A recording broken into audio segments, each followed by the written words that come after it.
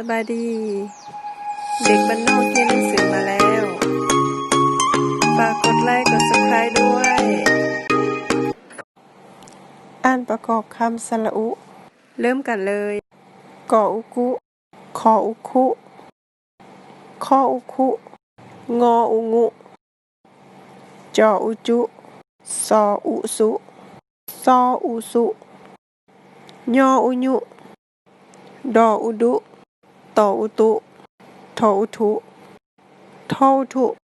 นออุนุบออุบุปออุปุพออุพุฟออุฟุพออุพุฟออุฟุมออุมุยออุยุรออุรุ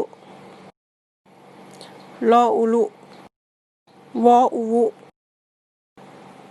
หออุหุออุอุหออุหุขอบใจที่ติดตามเบิ่งหวังว่าสิเป็นประโยชน์แก่ทุกคนฝากกด Subscribe เพื่อจะได้ชมคลิปใหม่จากเด็กบ้านนอกขอบใจ